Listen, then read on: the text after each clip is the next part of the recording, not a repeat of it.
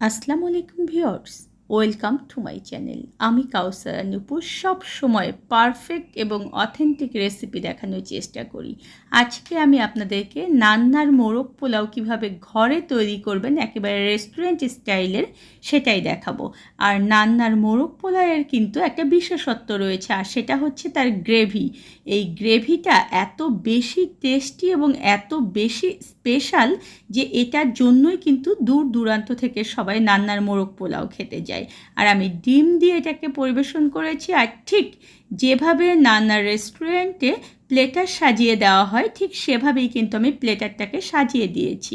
আসুন দেখে আসি এর একেবারে পারফেক্ট এবং অথেন্টিক রেসিপি। চুলায় একটা প্যান উঠিয়ে দিয়ে সেই প্যানটা যখন গরম হয়ে যাবে এখানে আমি 1/4 কাপ পরিমাণ সয়াবিন তেল দিয়ে দিচ্ছি। আর এখানে আমি ব্যবহার করব 1 টেবিল চামচ পরিমাণ ঘি। ঘি কিভাবে ঘরে তৈরি করতে হবে তা কিন্তু ভিডিও আমার চ্যানেলে অলরেডি অনেক আগেই দেওয়া রয়েছে, আপনারা ডেসক্রিপশন বক্সে সেটার লিঙ্ক পেয়ে যাবেন। আর ঠিক সেভাবে ঘি তৈরি করে আপনারা ঘরে কিন্তু সংরক্ষণ করতে পারবেন। এখন এই ঘি এবং তেলটা যখন গরম হয়ে যাবে তখন এখানে আমি 2 কাপ পরিমাণ পেঁয়াজ কুচি দিয়ে দেব। কারণ নান্নার মোরগ পোলাওয়ের যে বিশেষত্বটা আমি বলেছি, ঝোলটা বা গ্রেভিটা কিন্তু অনেক বেশি ঘন হয়। আর এই কারণে এই রান্নায় আমরা পেঁয়াজ কুচিটা বা পেঁয়াজের ব্যবহারটা অনেক বেশি পরিমাণে করব। এখন এই পেঁয়াজটাকে নরম করার জন্য এখানে আমি 1 চা চামচ পরিমাণ লবণ দিয়ে দিচ্ছি, আর এটাকে আমি হালকা ব্রাউন করে ফিরে আসছি। পেঁয়াজ যখন এরকম হালকা ব্রাউন হয়ে যাবে তখন একে আমি 2টো তেজপাতা দিয়ে দিচ্ছি। আমি কয়েকটা 4 থেকে 5টা ছোট এলাচ, যেটা সাদা এলাচ বলে, সেটা দিয়ে দিচ্ছি। কয়েকটা দারচিনির টুকরো দিয়ে দিচ্ছি। আমি 3 থেকে 4টা বড় এলাচ দিয়ে দিচ্ছি। আর 5 থেকে 6টা আমি এখানে দেখুন যে লবঙ্গ বা লং যেটাকে বলে সেটা দিয়ে দিচ্ছি। দেওয়ার পরে এটাকে একটু তেলের মধ্যে এভাবে ভেজে নেবেন, তাহলে দেখবেন যে এর ফ্লেভারটা খুব সুন্দরভাবে ছড়াবে। এখন 1 কাপ পরিমাণ পেঁয়াজ বাটা এখানে ব্যবহার করছি। বারবার আমি বলেছি যে গ্রেভিটা কিন্তু একেবারে ঘন হতে হবে, সেই কারণে পেঁয়াজের ব্যবহার কিন্তু এখানে অনেক বেশি। আমি এখানে 1 টেবিল চামচ এবং 1/2 টেবিল চামচ মানে 1.5 টেবিল চামচ পরিমাণ রসুন বাটা ব্যবহার করলাম, আর 1 টেবিল চামচ এখানে আদা বাটা ব্যবহার করেছি। ভালো মতো এটাকে জাস্ট একটু নেড়ে চেড়ে তেলের মধ্যে ভেজে নিচ্ছি। মশলাগুলো তেলের উপরে একটু দেখুন যে আমি ভেজে নিয়েছি, এতে করে কিন্তু খুবই সুন্দর একটা ফ্লেভার বের হবে। এখন এখানে আমি দিয়ে দেব 4 টেবিল চামচ পরিমাণ বাদাম বাটা। আমি এখানে কাঠবাদাম এবং আমাদের যে নর্মাল বাদাম রয়েছে, আমাদের দেশি বাদাম, সেটাকে মিক্স করে বেটে নিয়েছি। এখানে আমি ঝালের জন্য ব্যবহার করছি 1 টেবিল চামচ পরিমাণ শুকনো মরিচের গুঁড়ো। এটা আপনারা কমিয়ে বা বাড়িয়ে দিতে পারবেন।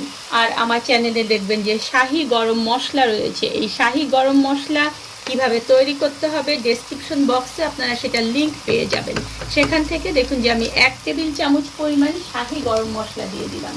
এখানে কিন্তু সমস্ত মশলা একেবারে খুব সুন্দরভাবে পরিমিতভাবে দেওয়া রয়েছে, যেটা বিরিয়ানি বা এরকম মোরগ পোলাও সব কিছুর জন্য একেবারে পারফেক্ট। এখন এখানে দেখুন যে আমি 5 থেকে 6টা আলু বোখরা ভিজিয়ে রেখেছিলাম, সেখান থেকে বীজটাকে আমি একেবারে আলাদা করে নিয়ে সেটা এখানে দিয়ে দিচ্ছি। এটা কিন্তু অবশ্যই ব্যবহার করতে হবে, কারণ নান্নার বিরিয়ানিতে কিন্তু সব সময় এটা ব্যবহার করা হয়। আর আমার চ্যানেলে দেখবেন যে কিভাবে ঘরে দই করতে হবে, ঠিক সেই অনুযায়ী আপনারা ঘরে দই করে নেবেন। এটা কিন্তু মিষ্টি দই। এখানে আপনারা যদি টক দই ব্যবহার করতে চান সেক্ষেত্রে আপনাদেরকে এক্সট্রাভাবে চিনি ব্যবহার করতে হবে। আমি এখানে 3 টেবিল চামচের মতো মানে 1টা কাপ দই এখানে দিয়ে দিলাম। এটা দেওয়ার পরে এটাকেও আমি একটু আগে ভালো মতো নেড়ে নিচ্ছি, নইলে কিন্তু নিচে লেগে যাওয়ার একটা ভয় থাকে। এখন একটু দুধের মধ্যে দেখুন যে জাফরান ভেজানো রয়েছে, 1/2 কাপ দুধ হবে। এখান থেকে আমি অর্ধেকটা পরিমাণ এখানে দিয়ে দিচ্ছি, আর বাকি অর্ধেকটা আমি পোলাওয়ে ব্যবহার করব। এই মশলাটাকে আমি 3 থেকে 4 মিনিট ধরে একদম মাঝারি আঁচে ভালো মতো ভুনে নেব। মশলাটাকে ভালো মতো ভুনে নিয়েছি আমি। এখন এখানে আমি কয়েকটা কাঁচামরিচ দিয়ে দিচ্ছি, আর আমি ধুয়ে রেখেছিলাম 6 পিস পাকিস্তানি মুরগি, সেই পাকিস্তানি মুরগিটা এখানে আমি ব্যবহার করছি। আপনারা কেউ যদি এখানে দেশি মুরগি বা ব্রয়লার মুরগি ব্যবহার করতে চান সেটাও করতে পারবেন, তবে পাকিস্তানি মুরগিটা খুব তাড়াতাড়ি সিদ্ধ হয়ে যায় এবং অ্যাভেলেবেল জন্য আমরা সব সময় মোরগ পোলাও বা বিরিয়ানিতে পাকিস্তানি মুরগিটাই ব্যবহার করি। আর এখন এটাকে আমি ভালো মতো মশলার সঙ্গে একটু কষিয়ে নেব এবং এটাকে 5 থেকে 6 মিনিট ধরে কষাবো, যাতে করে মুরগির যে একটা কাঁচা ভাব গন্ধ রয়েছে সেটা যেন না থাকে। ভালো মতো আমি এগুলোকে দেখতে ভুনে নিয়েছি। এটা কিন্তু আমি 5 থেকে 6 মিনিট ধরে অল্প আঁচে ভুনলাম, যাতে করে নিচে লেগে না যায় আর মুরগির যে একটা কাঁচা কাঁচা গন্ধ থাকে সেটা যেন না থাকে। এখন ফুটন্ত গরম পানি এখানে আমি দিয়ে দিচ্ছি 2 কাপ পরিমাণ, মুরগিটা সিদ্ধ হওয়ার জন্য আর আমাদের গ্রেভিটা যে ঝোলটা হবে সেটা যেন একেবারে গাঢ় হয়ে যায়। এখন এটাকে আমরা ঢেকে দেব আর মাঝারি আঁচে আমরা একটু নেড়ে চেড়ে এটাকে রান্না করব, আবার ঢেকে দেব। এরকম করে অবশ্যই এটাকে সিদ্ধ না হওয়া পর্যন্ত রান্না করবো। আর মনে রাখবেন মাঝে মাঝেই কিন্তু এটা নেড়ে চেড়ে দিতে হবে, নইলে কিন্তু নিচে লেগে যাবে, তাহলে কিন্তু টেস্টটা একেবারে নষ্ট হয়ে যাবে।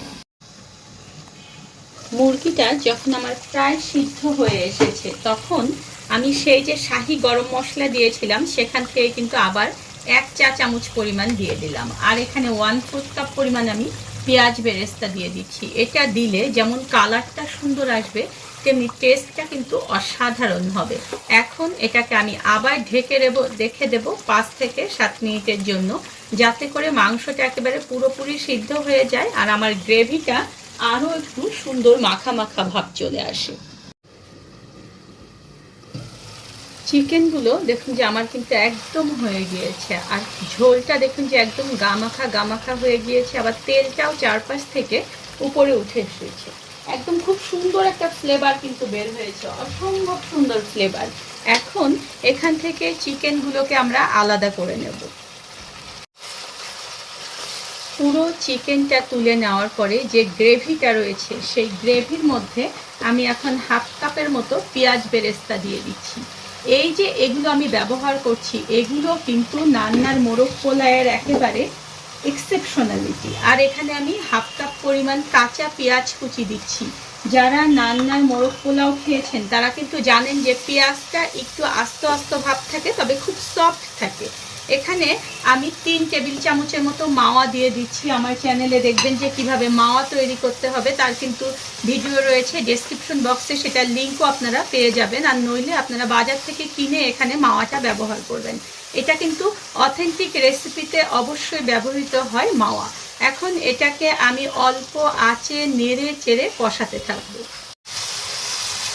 5-6 মিনিট ধরে মশলাটাকে আমি দেখুন যে খুব সুন্দরভাবে কষিয়ে নিয়েছি। এখন 1 কাপ পরিমাণ গরম পানি আমি এর মধ্যে দিয়ে দিচ্ছি, যাতে করে আমাদের ঝোলটা একেবারে পারফেক্ট হয়। আর এটা কিন্তু এখন ঢেকে দিতে হবে না, জাস্ট এভাবে নেড়ে চেড়ে এটাকে আমি 2 মিনিট রান্না করব। 1 মিনিট নেড়ে চেড়ে নেওয়ার পরে আমি এখানে কয়েকটা আস্ত কাঁচামরিচ দিয়ে দিচ্ছি ফ্লেভারের জন্য, আর লবণ দিয়ে দিচ্ছি আমি একটু, কারণ আমার মনে হচ্ছে কেন যেন লবণটা একটু কম হবে পরবর্তীতে আমি যে এখানে পেঁয়াজ অ্যাড করেছি সেই কারণে। আর আপনারা চিকেনটাও যখন রান্না করবেন তখন কিন্তু একটু লবণ চেখে দেখবেন যে আপনাদের আর লবণ লাগবে কিনা। দেখুন আমার কিন্তু গ্রেভিটা একেবারে হয়ে গিয়েছে। এখন এটাকে আমি বন্ধ করে দিয়ে চলুন পোলাওটা রান্না করতে চলে যাই। চুলায় একটা প্যান উঠিয়ে দিয়ে সেখানে আমি 1/4 কাপ পরিমাণ সয়াবিন তেল দিয়ে দিচ্ছি। আমি কিন্তু এখানে তেলটা একটু কম ব্যবহার করব, কারণ এই সময়টা তেলের আসলে অনেকটা ক্রাইসিস চলছে, আর পোলাওয়ে বেশি তেল হলে কিন্তু অতটা ভালো লাগে না খেতে। আর 1 টেবিল চামচ পরিমাণ এখানে আমি ঘি দিয়ে দিলাম। জাস্ট একটু নেড়ে চেড়ে এটাকে গরম হওয়া পর্যন্ত আমরা অপেক্ষা করব।